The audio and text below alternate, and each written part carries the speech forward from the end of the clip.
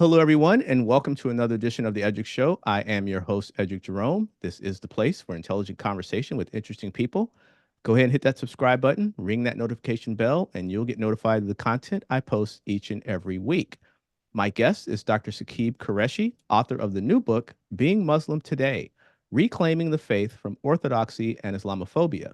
Dr. Qureshi is a fellow at the London School of Economics and Political Science, and his work has been featured in the Financial Times, the Wall Street Journal, and Entrepreneur.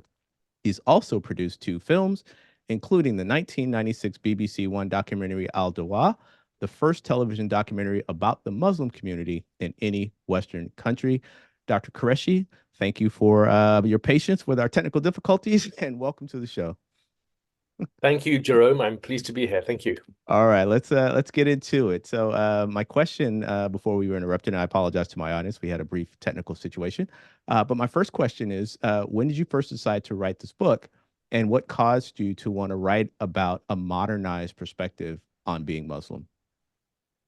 So 3 odd years ago, I'm sat in my Toronto home, 10 in the morning, on a Saturday morning, that is, watching the English Premier League, soccer, as you call it in North America, football to us Brits. I'm just minding my own business. My 15-year-old son, who's a pretty smart kid, comes up to me, and he knows that I'm really interested in my game, so it's not a good idea to interrupt me, but he asks me, Papa, is Islam a violent religion? And my first kind of instant reaction, or maybe a reflex, was, look, you know what, I'm just watching the game. And then I had to slow motion think and look at him and wonder, what? And I realized that his question was a real question. He actually was asking me whether Islam was a violent religion. And I was in shock because I was like, that's just insane. That's an insane question.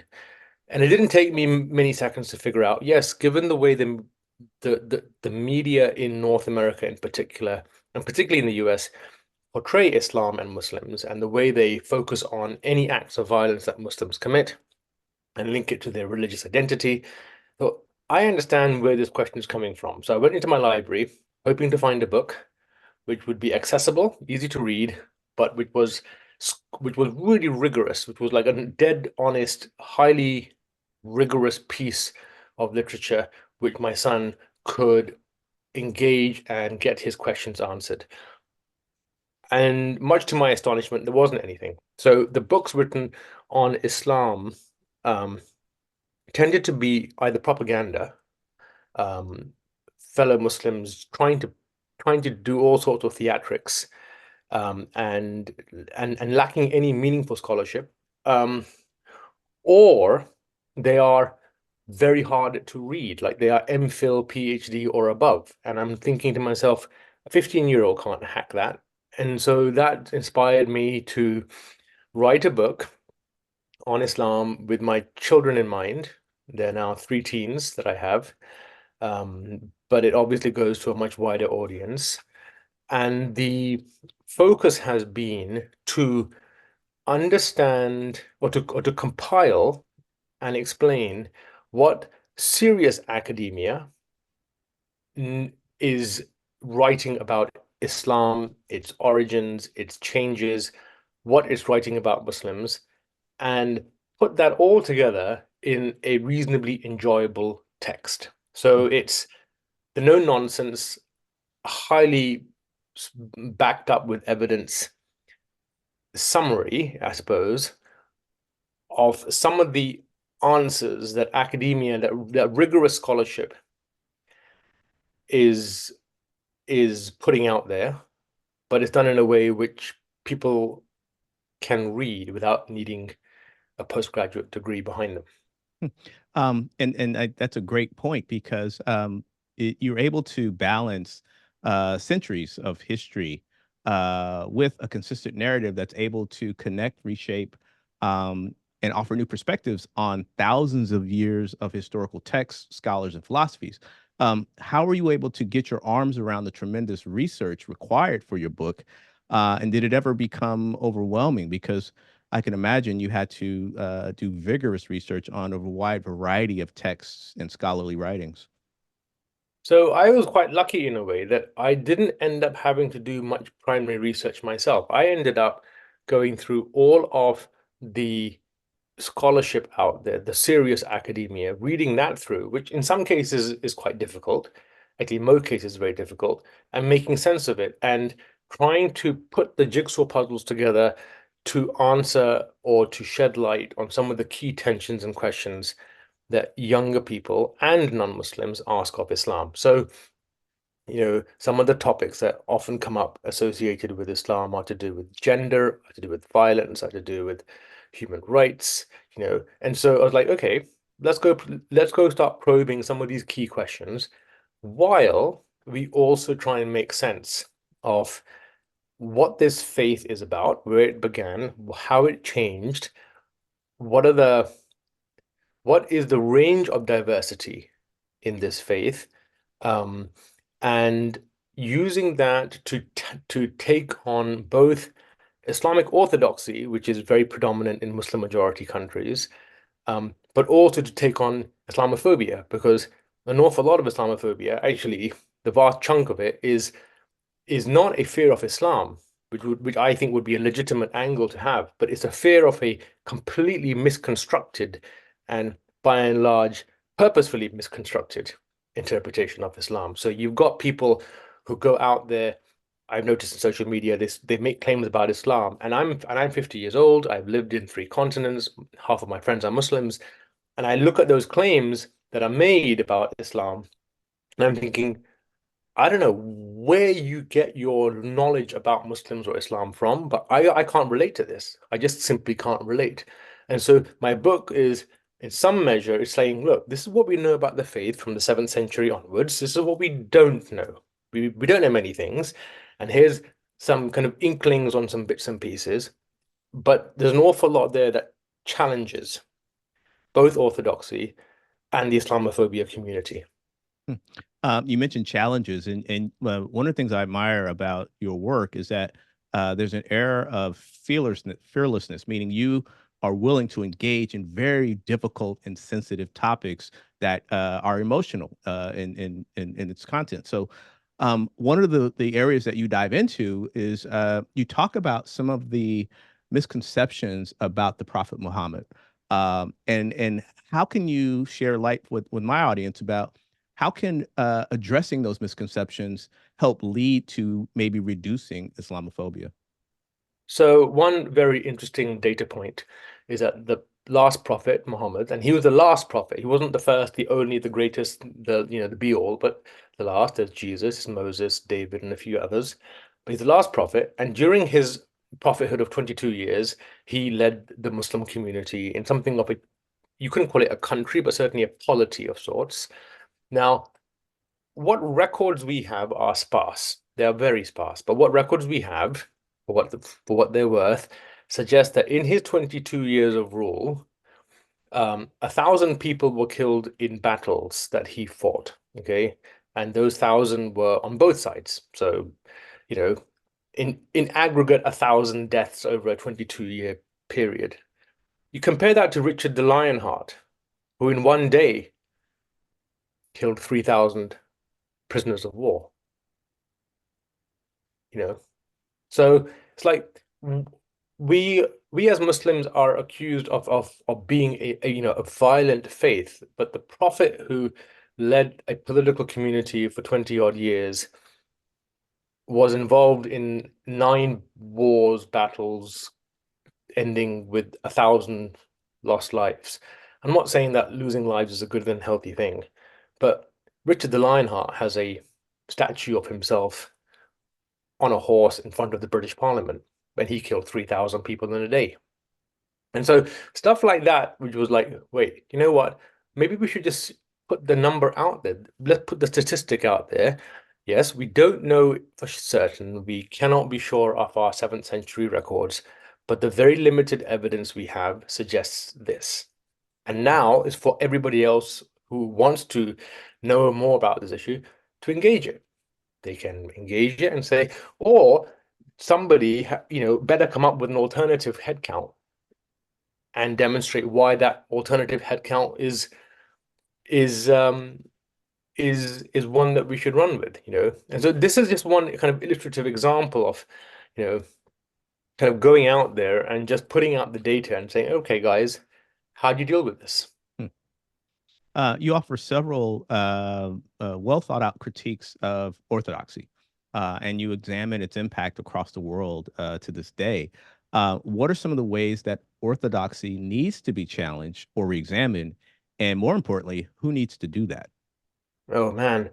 So Islamic Orthodoxy is a very powerful place. They tend to have remarkable um, control and authority in Muslim majority countries.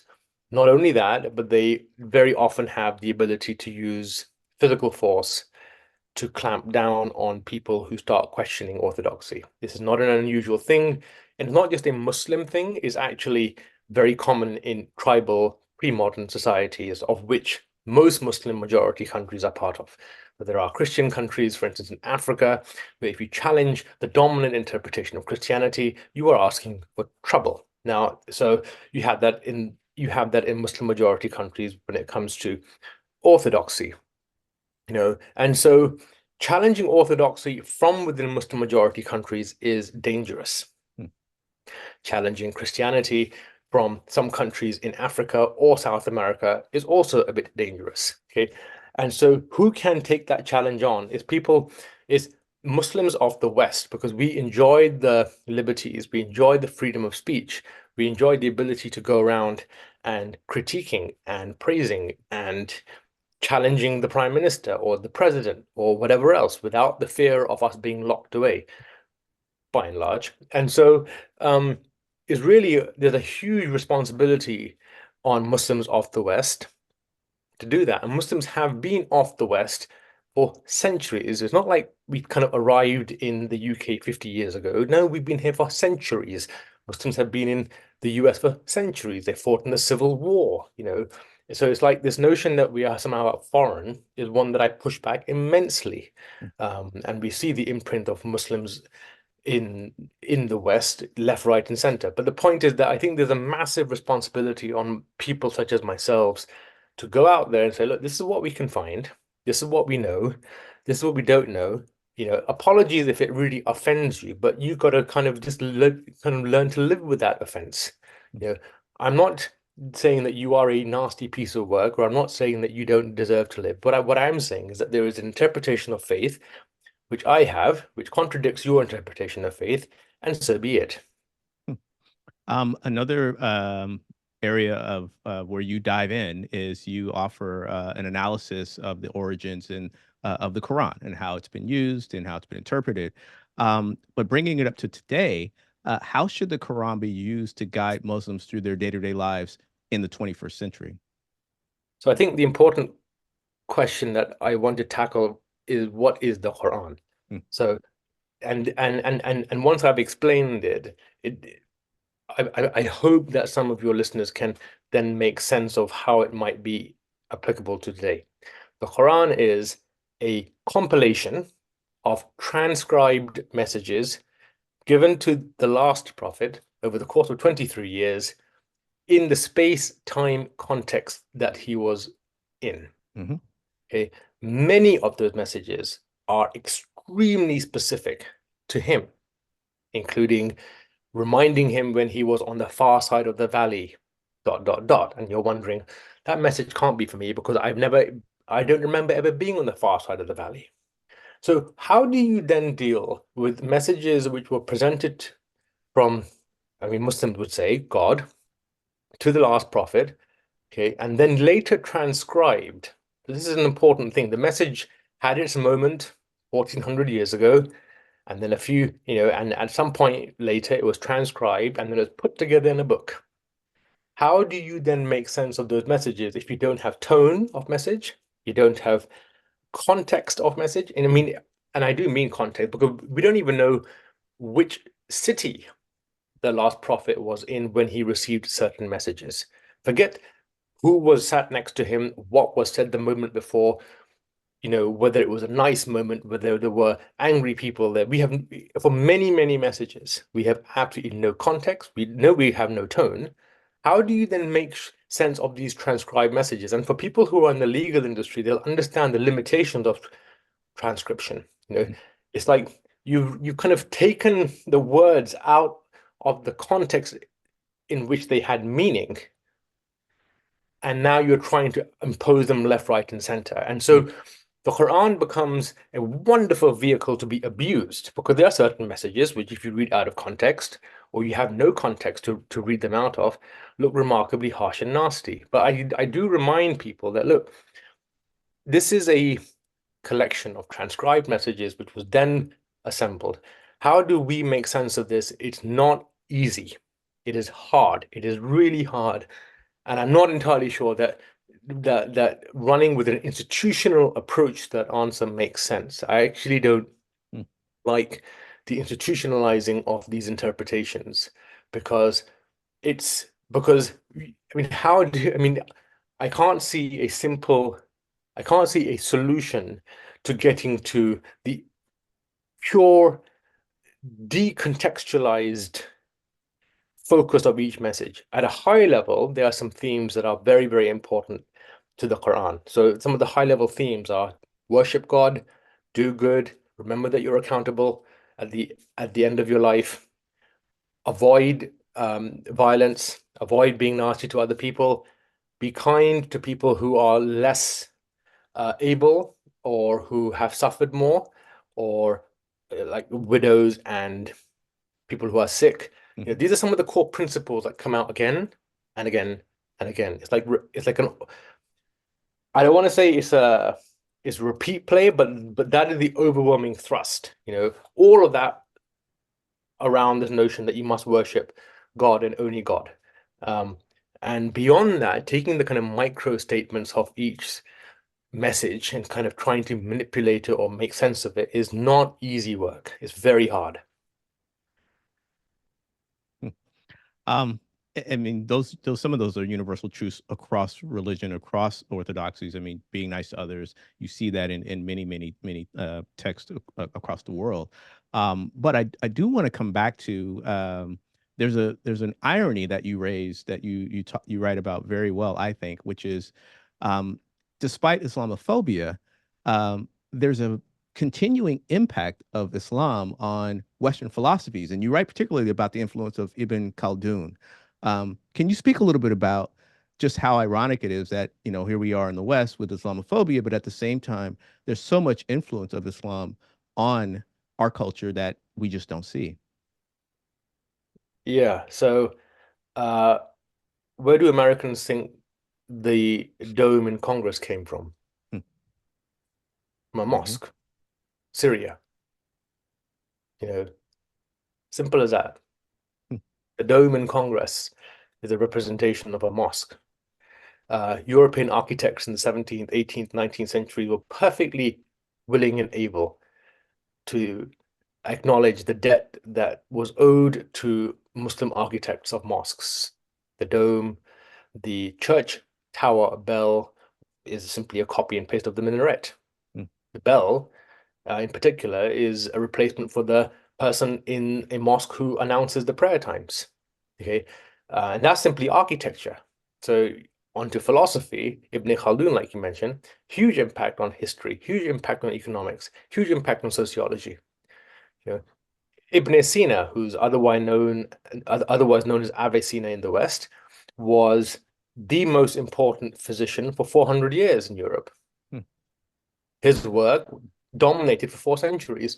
And at one point, he was the most important, actually, he was the most important pre-modern philosopher in terms of impact on Judaism, Christianity, and Islam. You know, after Aristotle, who do we turn to first? Is Avicenna. You know, and so this this kind of looking at Islam and Muslims as the other is intellectually bankrupt. You know, it's just completely pop kook. And it might, it might serve its purpose to make, to kind of stoke the fuel of xenophobia, but in reality, intellectually, it's completely bankrupt. You know, so I mean, I thought it was very important for my son's generation, and then thereafter for people generally to be aware of some of these things, so that they can think beyond the simpleton, sound bites that a lot of the right wing conflict, xenophobic centered media organizations like to push out there. You talked about a little bit about it earlier, but I want to come back to this the question of um, what role does gender equality play in reclaiming the faith from orthodoxy and Islamophobia? Oh, yeah, this is a huge topic because I think one of the things that shocked me when I had done the research for the book, one of the things that really did shock me was the realization that the last prophet probably initiated one of the most aggressive gender revolutions and gender equality revolutions in the history of our species. Hmm. I was like, no, that doesn't really stack up with my understanding, but it's very true. It's like he took women who were in many parts of the Arabian Peninsula an asset to be traded, and he put them, from what we can tell, as an absolute equality to men. Women and men are mentioned equally in the Quran, the same number of times, which is kind of interesting because the document, is a transcript of a 23-year period communication. So men and women are mentioned equal numbers of times. There is no gender role in the Quran, uh, and a lot of the gender phobia that is thrown at Islam, not gender phobia, but the kind of uh, the ridiculing of gender in Islam. Um, that is what I learned with my research was that it's just Papa Kook. Like it literally is Papa Kook. Now, I'm not saying that Muslim communities have since embraced that gender equality. They have not. And frankly, I don't even think the US has. You still haven't had a female US president. We're one of the very few countries in the world right now to not have a US president who's sorry, to not have a president who's a woman. But you know, there's no doubt that the Muslim world has regressed badly when it comes to gender equality. That being said, I'm already hearing, echoes of, well, Pakistan's had a prime minister who's a woman, so has Bangladesh, so has Indonesia, and so it's not a disaster, but it hasn't been great. But I think the biggest shock for me really was the realization that what limited evidence we have, and again, I don't want to make a huge mountain of that, but Sure. limited evidence, but it would suggest it's arguably one of the most powerful gender equality revolutions in the history of our species.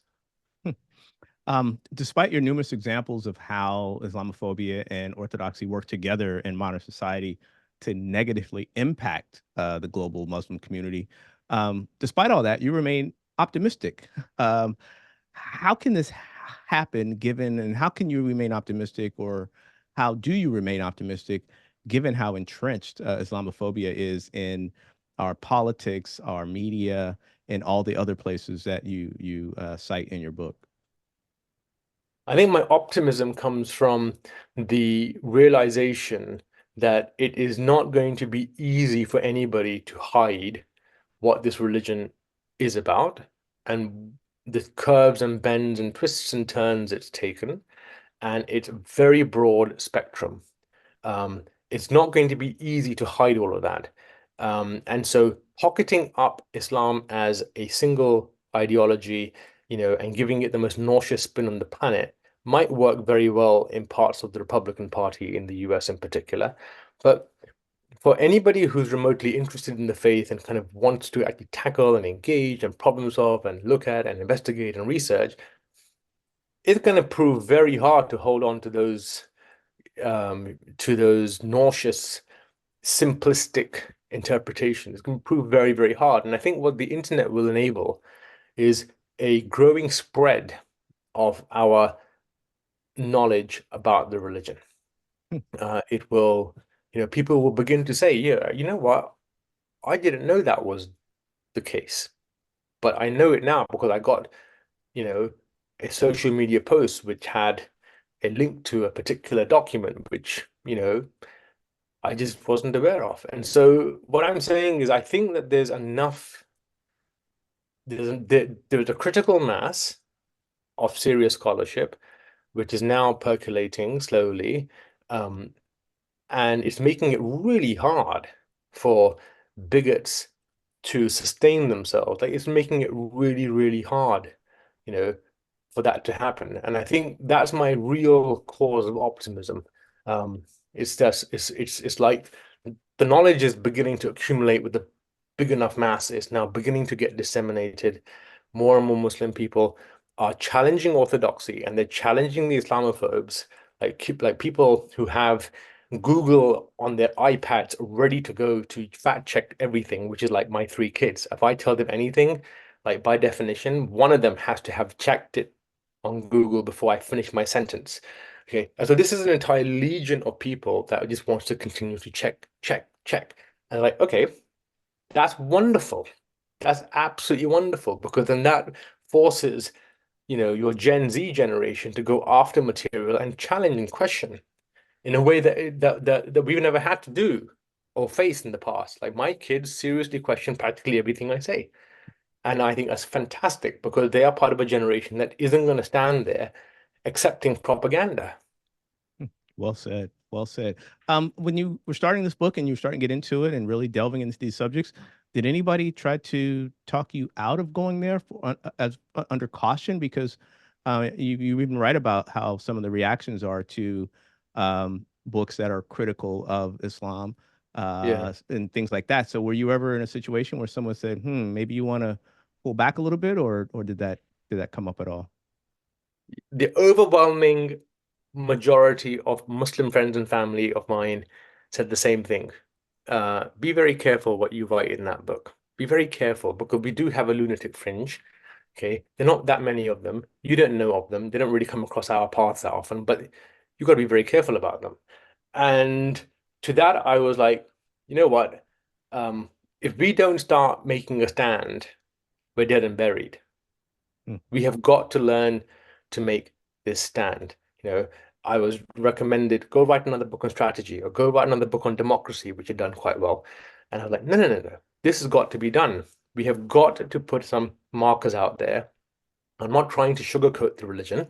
I'm not trying to defend the religion. I'm not trying to sell the religion because there are parts of this of the religion, or at least the journey it's taken on which have not been amazing. But fundamentally, I'm more proud of being Muslim now, having written this book, than I was 3 years ago.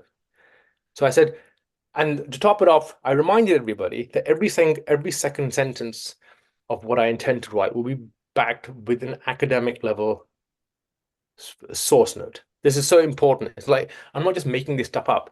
I am giving you the underlying source for everything that I'm saying. If you want to challenge the underlying source, just go ahead, pick up the reference material. But I think I was very disappointed that so many people came up to me and said, just be very careful what you write, or do you really want to write this? Because if you write this, then you know what, the kind of lunatic fringe in our religion will go after you, or even, you have the right-wing nutcases who'll go after you as well and accuse you of being an Islamist, whatever that is, or all sorts of stupid words. Like, you know what? Let me just write as dead honest an account as I possibly can. Okay. And if there are consequences, we'll figure the consequences. But I'm not going to write anything slanderous, or I'm not going to spin stuff. I'm not going to just make stuff up. Where we think we have a good basis of understanding, I'll say it. Where we think we don't have a good basis of understanding because the facts aren't coherent or the information simply isn't there, I'll say it. And if our community has a problem with that, then we have a problem with the community. We have to start looking a bit more inwards to challenge people who get excited, about views that are non-orthodox. So one of the great phrases that I've come across amongst Muslim people in the West is actually just generally is, be very careful of that. Be very, that sounds like very dangerous thinking. If you challenge orthodoxy, you will often hear people say, that's very dangerous thinking. Like, dude, what kind of perception of danger do you have? I mean, is God going to lose it with me because I have questioned something? It's like, I don't think things work that way, and nor should they work that way. No, as I said in the opening, you are fearless in the subject matter you've tackled, and I think you've you've added to the conversation that needs to be had. And I appreciated while I was reading the book just the different perspective that it even gave me as someone who considers himself to be open-minded and enlightened and welcoming of cultures. I learned quite a bit from your book, so I just want to thank you for um, having the courage to put this out there, because I think it's a good way to foster this conversation. So congratulations on the book. Thank you, Jerome. Thank you very much. I'm glad that you enjoyed it. Yeah, you're very welcome. You're very welcome. So if people want to get more information about you or the book, or how can they get it, where can they go? So I have a website, saqibqureshi.com, and I'm on LinkedIn, pretty active on Twitter as well. And the book is released 7th of May. So um, Today. yeah, today is the release date. So I'm quite excited by that. But saqibqureshi.com is one way to connect. On Twitter, I'm there, and I'm also on LinkedIn. Excellent, excellent. Well, Dr. Qureshi, I want to thank you so much for appearing on the Edric Show. I really enjoyed our conversation. Jerome, wonderful. Thank you so much. You're very welcome. This has been another edition of the Edric Show. My guest has been Dr. Saqib Qureshi, author of the new book, Being Muslim Today, Reclaiming Faith from Orthodoxy and Islamophobia. It is released today. So go out and get a copy, read it for yourself, and make up your own mind, because it will give you a different perspective on things for both Muslims and non-Muslims. So again, doctor, thank you so much. Very welcome. Really enjoyed it. Thanks, Jerome. You're very welcome. This is the place for intelligent conversation with interesting people. Go ahead and hit that subscribe button, ring that notification bell, and you'll get notified when I post content each and every week. Again, my name is Edric Jerome, host of The Edric Show. Thank you for tuning in, and we will catch you on the next episode.